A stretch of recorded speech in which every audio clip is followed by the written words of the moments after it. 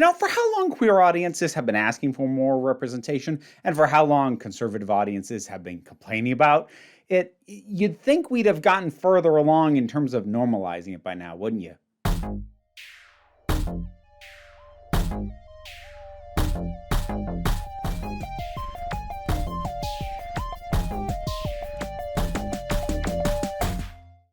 Hey folks, it's been a while since I've taken queer representation as a broad topic. So let's do that. This time I'm going to be addressing in a way sort of the question of why is the instances of representation and the quality, the duration, just why is the progress so slow? Why are we still at a point where we're begging for crumbs of just an acknowledgement that queerness exists at all, much less a well fleshed out character when it comes to most major franchises and massive releases? Well, there's a number of reasons, actually. Now, I'm going to be breaking this down into sort of 4 primary things that I want to focus on and talk about.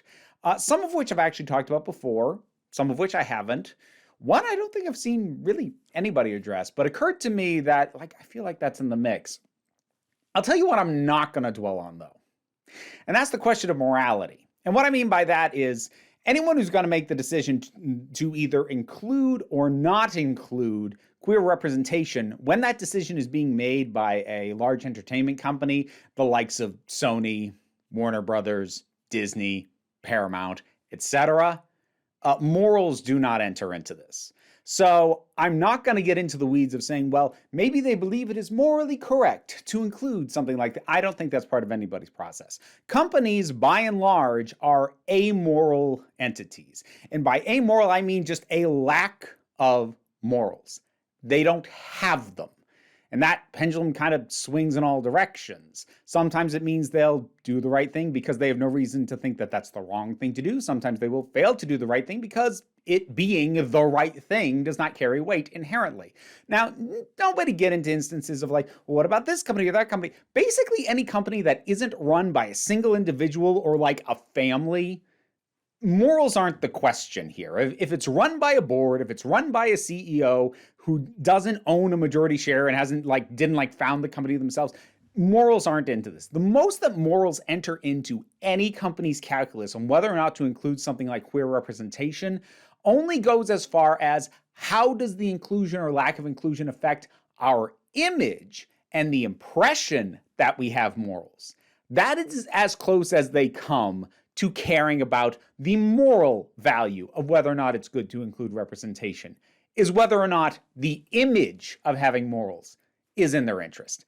And that is so shallow that I'm just not going to dwell on it. So this is me explaining why that's not something that we're adding into the mix.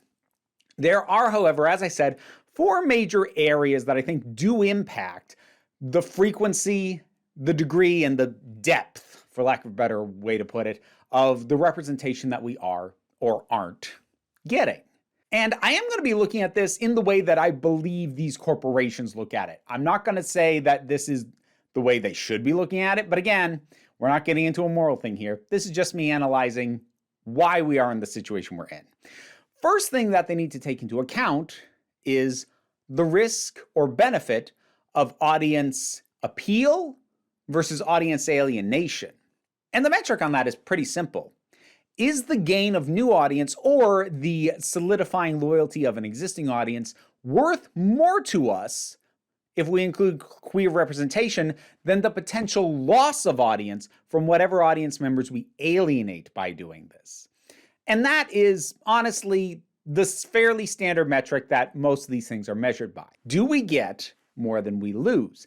Again, this is pretty much all on paper until they actually put it into practice. They can guess and try and calculate what will or won't work out best for them. And for the most part, these companies are usually pretty good about that. They get it wrong sometimes, and boy, have I been known to call it out when they do. But that's a pretty standard metric. And that's a metric that these kinds of companies have been doing for ever. I mean, you can go back to the 70s. It's why so many TV shows shifted away from rural shows and things set and meant to appeal to a more rural conservative audience to start appealing to audiences in more urban areas and in cities. It was strictly demographic because, broadly speaking, the audience that lived in cities usually had more money to spend, making them more valuable to advertisers than appealing to people who lived in more rural and or more depressed areas. So I'm not going to get into the history of that, but like there was a shift in the 60s and 70s with all this, and there's a reason for it. And it's the same kind of thing, just played out and played forward. And this is an area that, for a while at least, it seemed pretty clear cut. The majority of people, just by most polls, believe that queer people have a right to exist and believe that queer rights are a good thing. And so it is now at a point where it should be safe to appeal to these audiences. Whereas before, appealing to a queer audience really did put you at risk, especially in decades previous. Now, for a while, I would say through most of the 2010s, that seemed like a no-brainer. You weren't going to lose much. Now, as far as that metric goes, as time has gone on and queer people have recent massive legislative pushback in certain areas of the country notwithstanding, by and large, queer people and their presence has been more accepted and seen as something that is fine. And so it has started to become safe for companies to start to appeal to this audience. They knew this audience existed before. It just wasn't really financially viable for them to try and appeal directly to queer people and queer allies because it wasn't clear that the loss wouldn't be way worse. And that's the other thing. It's not necessarily that when they do a calculus like that, they're going, well, are we going to lose more than we gain? It's how certain are we that we're going to gain more? Because I guarantee you, even before we started getting queer representation in major pieces of media, there was like the companies would have been on the fence because they would have been thinking like, okay, we're going to gain something, definitely. But are we certain it's going to be more? Because if we're in a maybe, maybe not area, let's not do it. Because honestly, companies by and large are very risk averse if they can help it. That's something that's going to come up a couple times over the course of this conversation. But that's the first thing that's in the mix. Definitely not the sole determining factor, but it's definitely in there. Now, somewhat related to that, we've had the ways in which different media functions a little bit differently. What I'm mainly talking about here is how TV is way more inclusive and progressive than films are. This has actually usually been the case, but the divergence of that gap has widened in recent years. And there's a reason for that. TV, as time has gone on, has become increasingly niche. Not necessarily by design, but definitely by necessity. So you see, when I was a kid, anyone who wasn't well off enough to be able to afford cable, because most people I knew growing up didn't have cable, they had in their home probably 5 channels: ABC, CBS, NBC, PBS, and Fox. And it meant that pretty much anybody who didn't have cable, which was the majority of people, they were all watching from the same relatively small pool of stuff. So things had to be broadly appealing. But now, as time has gone on, and initially with cable and very specialized channels, and now with streaming and algorithms micro-targeting certain demographics, yeah, TV can get really niche. And as a result, it actually is worth taking more chances.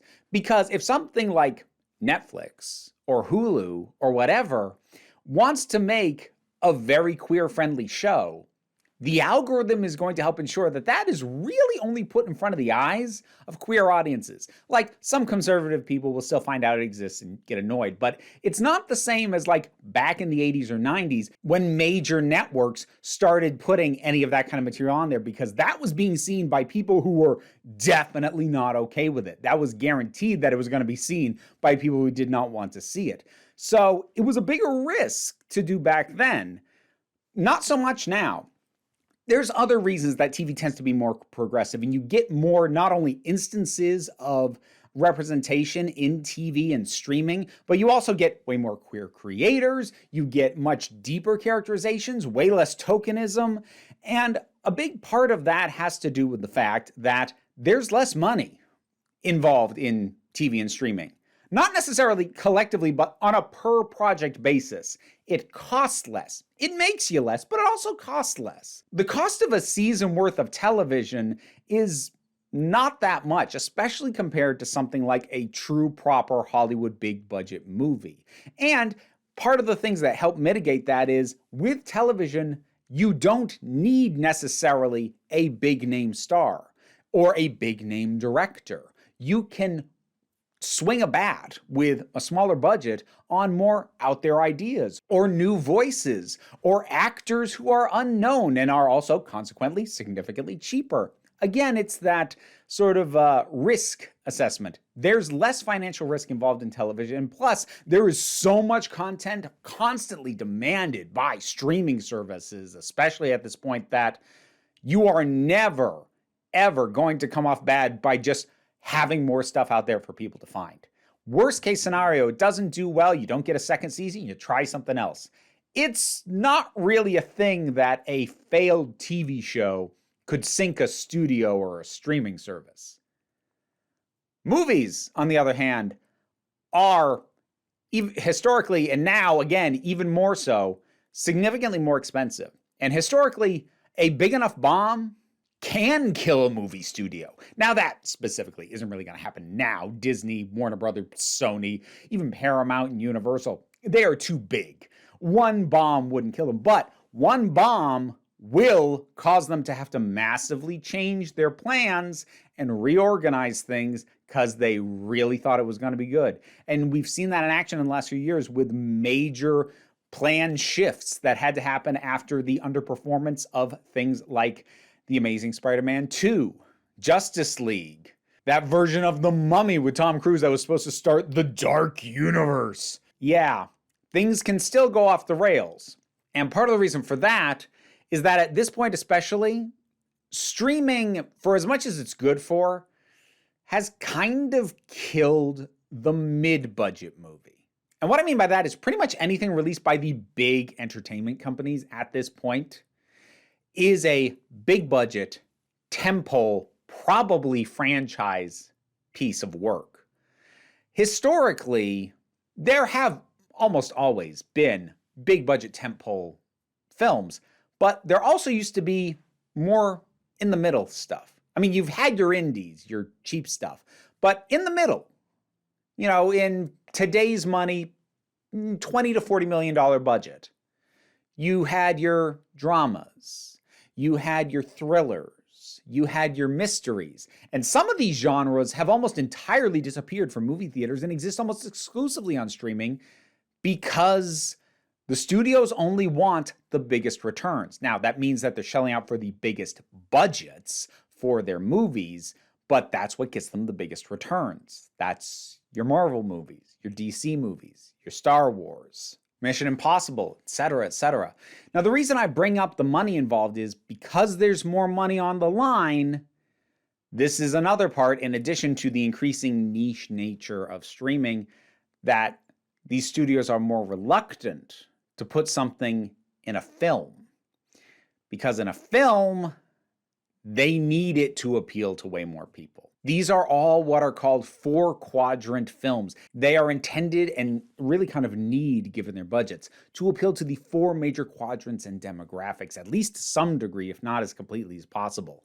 And it makes sense. These things, when they're successful, make the most money. But again, it's that risk aversion. With more money on the line, it's going to make studios less willing to put something like queer representation in a film. There's too much at stake. Why risk it here? Now, related to the money is something that I have talked about before, actually kind of explicitly, and that is the international market. I still, to this day, see people claiming, well, you're never going to get queer representation because of China. Now, I did a video years ago debunking the China argument in specific, and I stand by everything that was in that video. Here's the very short recap. Yes, it is true that China, because it is a totalitarian system and they control all the media that comes in, will not allow for queer representation in movies that are shown in that country. However, all that means is they recut them. They just remove it. So that actually doesn't work as an argument to not include queer representation at all, because you're just going to cut it out. Heck, they released Bohemian Rhapsody in China. That is a very gay movie. They took out 18 minutes. I'm sure it's a far worse movie for it, but they still released it there. Now, there is still an offshoot and a problem that comes with it, because even if studios actually did what I now consider to be kind of the bare minimum, which is to put in representation and then cut it out for the Chinese release, well, that does tend to result in very token and disposable representation. Things like single scene instances or blink or you'll miss it things between characters who I'm not even sure they even have names. And that is token. I'm not going to say that's completely meaningless. I am the kind of person who would argue I would rather have that than nothing. Like, people will say, like, well, you're never happy. Well, like, look, when that's what I'm getting, you're basically giving me expired gruel. But if I'm starving, I'll take the expired gruel, but I am going to complain about the fact that it's expired gruel. So, you know, it is kind of a situation where I do think something, even token removable representation, is better than nothing, especially at the point we are in this country where there is such a fervor over queerness, trans people especially, that normalizing queerness, it's really becoming a need, a societal need. But I won't dig too far into that, because that's getting into the morals. And as I said, companies don't have them. So heck with that. And now, even beyond China with the international market, like, the international market does matter. Don't let anyone tell you otherwise. However, it is worth pointing out that most studios tend to make less on the international market, even if the international box office is more. Because a lot of places outside the US, they either have to take a smaller percentage as dictated by the government, as in the case of a place like China, or they have to work with local distributors who take a cut, and so there is less of a cut to be able to be taken by the studio releasing it. Basically, the US still tends to be the single most important market, not only because A, it's the biggest single market, but B, studios tend to get the biggest piece of the pie there. But international markets do matter. The Chinese market, even at a lower percentage, is very big. And I understand the need to appeal there, especially when they're dropping this much money per movie, and these movies have to make so much insanely high amounts of money back, which I would say that's a problem, but that's also the reality in which we live in. I'm not going to pretend otherwise. But even outside of China, there are some countries where, yes, it's true, if they know that there was queer representation in any version of this movie, they won't play it because they think that is wrong. China is a little bit unique in that they just don't want the queer representation on their soil, in their theaters. They don't really care what gets shown in American theaters. There are some other countries, conservative and often religiously minded countries, that do care and won't allow a picture in, even if it's recut, if they know it has queer representation elsewhere. But simply put, the countries that do that are not a massive piece of the market. And I, for one, would argue, or at least I would hope, that the boost you'd get from any kind of queer inclusion would be higher than the loss of just those specific markets. But yes, I do need to emphasize and acknowledge the fact that international markets do have an impact on the type of representation we get, if not its very existence in the first place. Again, I don't really accept it as an excuse to not put it in at all, but it is affecting the shape of it and the slow progression of things. But then there's the fourth thing, which is the thing I haven't seen anybody else bring up as yet, which is the interconnectedness of media at this point. What do I mean by that? Well, thankfully, we seem to have moved past the point where everybody's trying to make their own version of the MCU. You know, DC is still doing their best to move forward. Sony seems to have realized that their only hope is to tie a bunch of stuff kind of to the MCU through Spider-Man, and Universal gave up the dang Dark Universe. My gosh. But even if they're not doing literal interconnected universes, these companies want big franchises. It's not enough to have a big film, a big name, a big single franchise either. They want multi-layered, multi-tiered franchises. Marvel kind of being the golden child of this. But Star Wars is another big one. And DC, and maybe one of these days, if we can ever get a video game movie that doesn't suck, we'll see things branch out from something like Mario. But the thing is, these things being interconnected actually could, in theory, make it harder to bring representation even in the side pockets of it. Here's what I mean by that. So take something like the MCU. The first bit of queer representation we had that was from a character that anybody cared about was the lineup that implied that Loki was bisexual. You're a prince. Must have been would-be princesses. Or perhaps another prince. A bit of both. Again, first instance, not in the movies. But here's the thing. Even though that happened on this show, on the side, on a streaming service, theoretically, that shouldn't have a massive impact elsewhere. Except we are in this infuriating culture war narrative at this point, where the interconnectedness might theoretically mean that somebody who is angered enough by that acknowledgement of bisexuality in Loki, it might not just be that they don't watch that show. Because it is part of the MCU, they might decide, I'm not going to watch any of this stuff now, because the whole thing's tainted to me. If they're really hardcore, they might go so far as to say, nor will I watch Star Wars, and I'm going to kill my Disney Plus subscription because it's all under the same company. Disney owns it, produces it, streams it.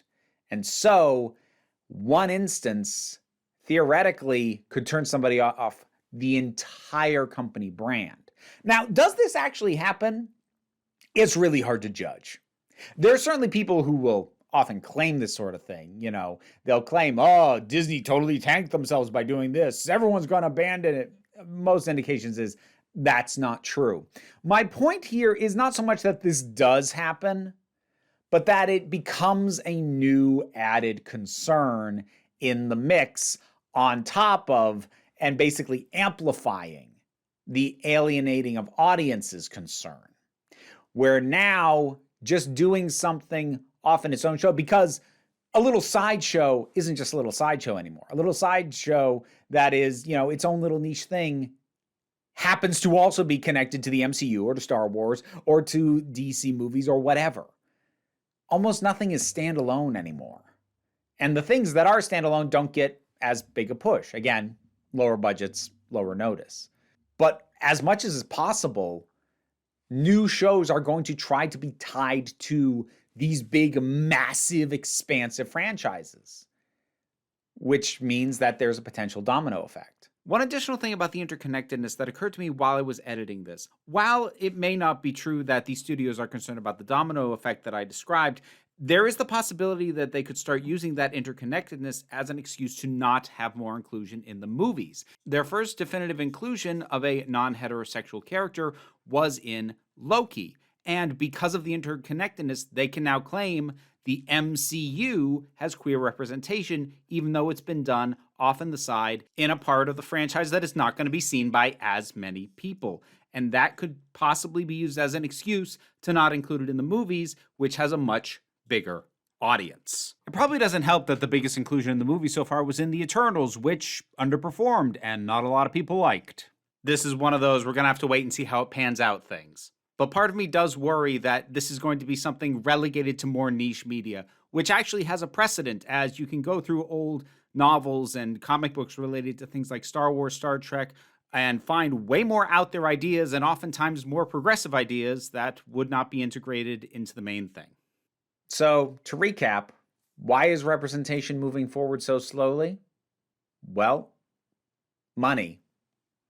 And the desire to make as much money as possible and to avoid anything that might reduce the amount of money that is brought in, ultimately. But in terms of what I've talked about today, concerns about alienating a certain portion of the audience, and whether that audience is large enough that the gains elsewhere will counteract it. The complicating factor of massive sprawling franchises, where suddenly ticking somebody off in one show might make them drop a whole bunch of stuff instead of simply not taking part in that one particular thing.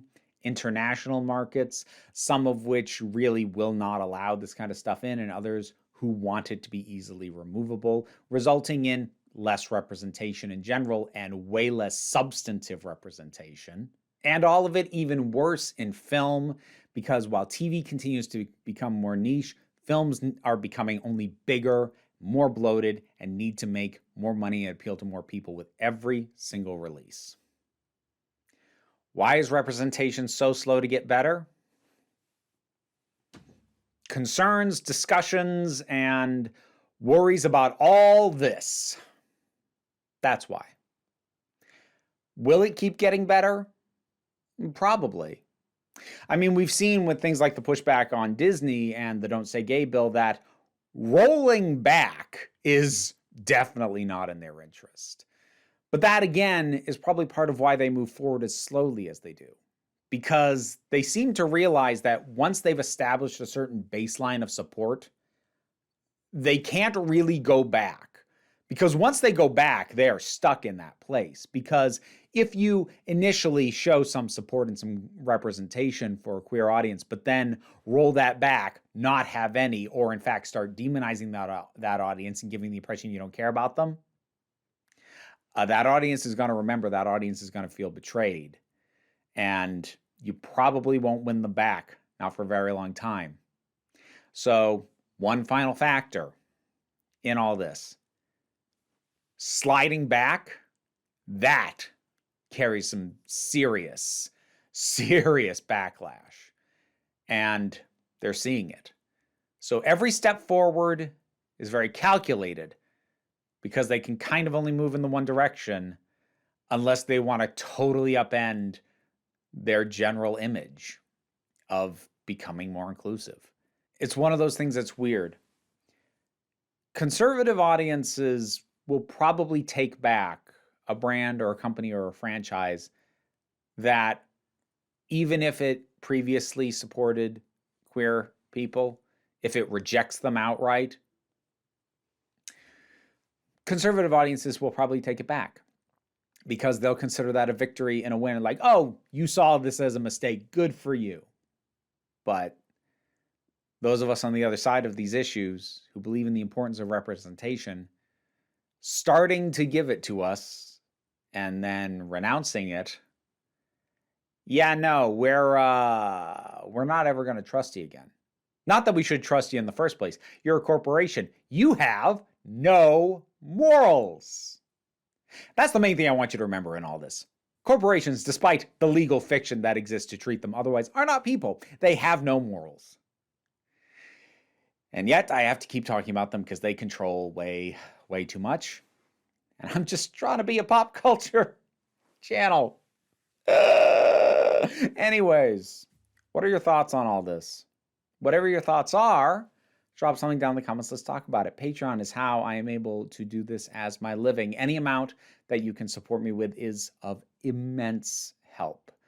And there are rewards for every tier, everything from early access to certain videos, such as this one, voting in polls, seeing the docket at the start of each month.